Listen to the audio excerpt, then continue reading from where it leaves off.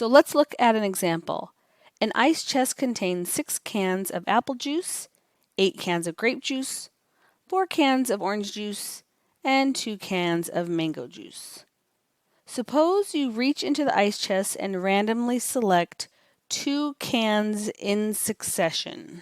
Now, consider all these juice cans. We have the 6 apple, 8 grape, 4 orange, and 2 mango. The problem statement asks to find the probability of 2 cans of grape. So we're going to draw 1 can of grape out of the ice chest, and then we're going to go back and get another can of grape juice. And we want to find the probability of that happening. So why are these two events dependent? Well, let's think about it. If we go up to the ice chest, we pull out a grape juice. Now, what's happened is the contents of the ice chest have changed, and the probabilities of each kind of drink has changed.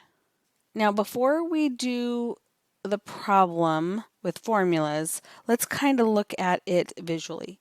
So here's all my cans of juice, and let's think about it. I'm going to remove 1 grape juice. The probability of getting another grape juice will be different because we have less in there. So to find the probability, we want to find the probability of grape and grape.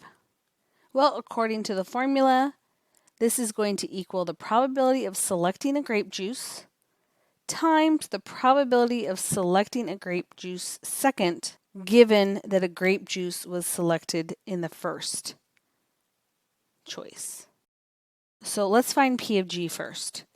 P of G is going to be 8 out of 20 because we have 8 grape juice cans and there's a total of 20 cans. So that's the probability of drawing the grape juice first.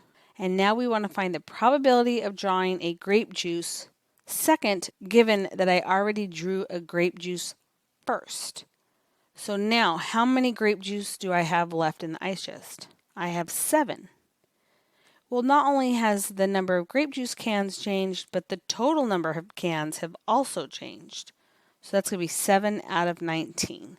So this is the probability of drawing a grape juice second, given that 1 grape juice was already selected. Now I can multiply these to get the probability of selecting a grape juice followed by another grape juice. So this will just be probability of G and G given the probability of selecting a grape juice first times the probability of selecting a grape juice second, given that a grape juice was selected first. So we already have the pieces here. I'm just going to multiply 8 over 20 times 7 over 19. And as you may remember back to learning fractions, we're just going to multiply straight across. So 8 times 7 is 56. And 20 times 19 is 380. And then you can go ahead and simplify that. Okay, let's look at part B.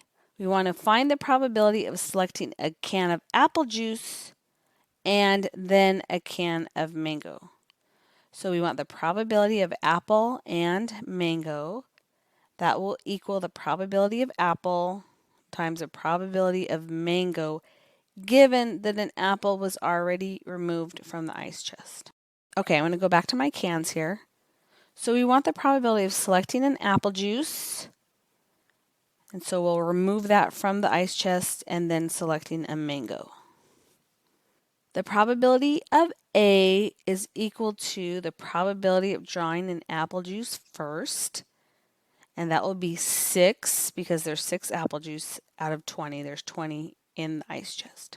Now we need to find the probability of M given A. This is the probability of drawing a mango given that an apple was already removed from the ice chest.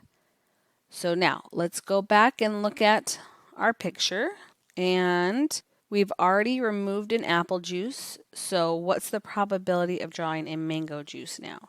So there's 2 mango juices out of 19. So the probability of M given A is 2/19. So now we can just multiply these two together. So the probability of A intersection M, or A and M, equals the probability of A, which is 6/20, times the probability of M given A, which is 2/19. And when we multiply that together, we get 12 in the numerator and 380 in the denominator. And you can simplify that if you would like.